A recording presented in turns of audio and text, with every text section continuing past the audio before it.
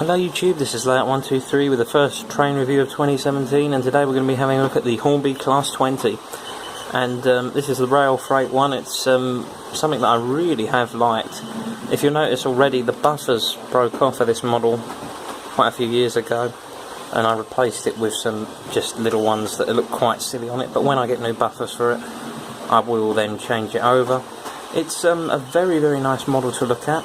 And there's a little bit of a story behind this model, so let me just talk you through that.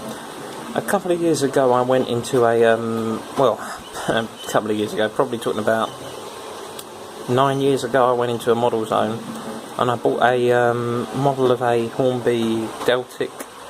It was the blue British Rail one, and it, I had it for about a week and it stopped, wouldn't move at all, which was rather weird. So I went back to the model shop and I said to them, it's stopped working. They got the battery out and put it on some track and they couldn't get it to move either. And then I got another one, sort of exchanged it for another one of the same. Stopped working again. After about another week or 2 weeks of use. So then I took it back again, and then they said to me, did you want to exchange it again? And I decided, no, I'll go for something different. And I went and had a look in the cabinet and I exchanged it for this. So really, I never really have bought this, but I think I would have got a Class 20 at some point, but in the end, yeah, it was an exchange, and I'm absolutely chuffed to bits with it. It's such a nice model.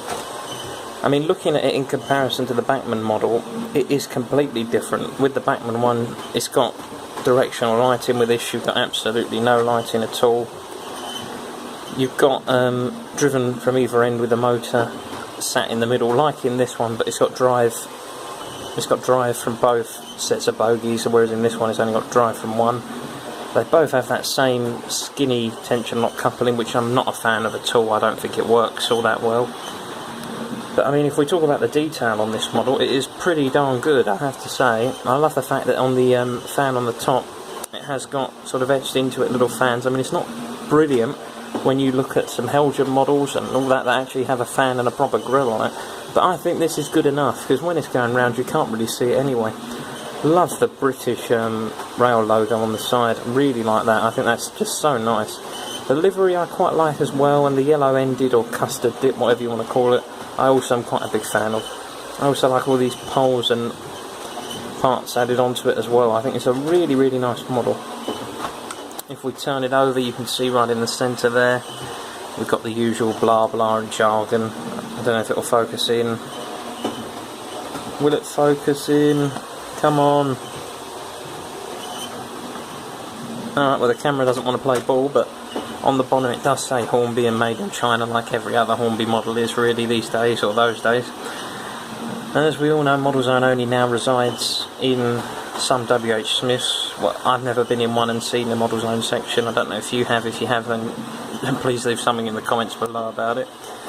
But yeah, I mean, that's pretty much all I've got to say about the model in terms of looks.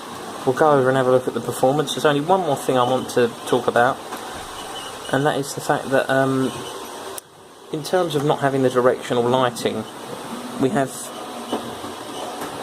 it sort of drawn on, if you can see. There's little blobs of paint, and if you look really, really close, it's not perfectly done by any means on either end, but I think it's good enough. If you're not going to do directional lighting, this is the next best thing, really.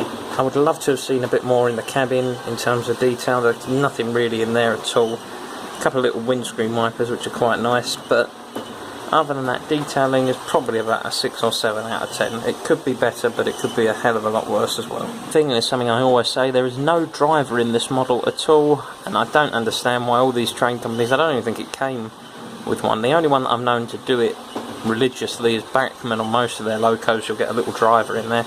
Why Hornby? Why do we not get drivers in trains? Time of the review where we have to take it over to the layout and see what this little model can do.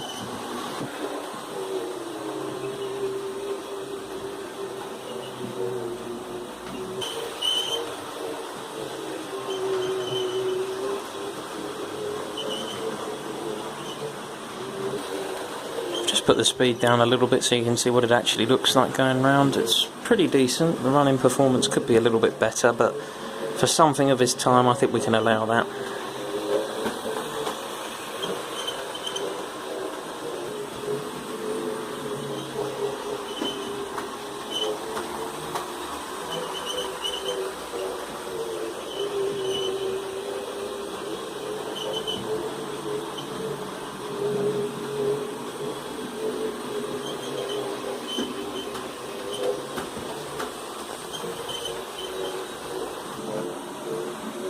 just added a little bit of freight for it to pull.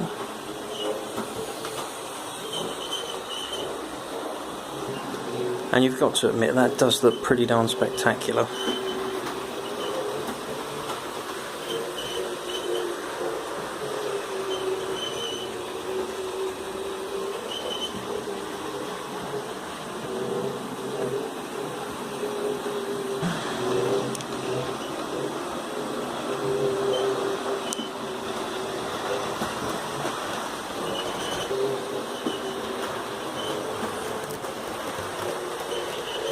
And I guess there's only one real thing to talk about now, and that's the price and the conclusion. Well, the price, I mean, it's around £40 I picked mine up for, I think, originally. So probably only worth about £30 now in the condition mine's in. But if you can pick one up between £30 and £40, that's a pretty decent investment, I think. The Bachmann one, I haven't got one, so I can't say if it's better or not. If I get one, I'll do a comparison video on it, and I'll probably get one in a more, well, in the green colour, I think, in the green livery. But yeah, all in all, I think it is worth getting. The flaws are mainly in the fact that it's not got the best of detail, and the fact it doesn't have a little driver in it. But apart from that, I think it is a pretty good runner. It can pull a decent amount of freight, and it does look pretty spectacular once it gets going. And that is pretty much it for today, really, guys. I mean, thank you very much for taking the time to watch this video. Leave a like and a comment, because I want to know what you guys think as well. And yeah, that's pretty much it, really.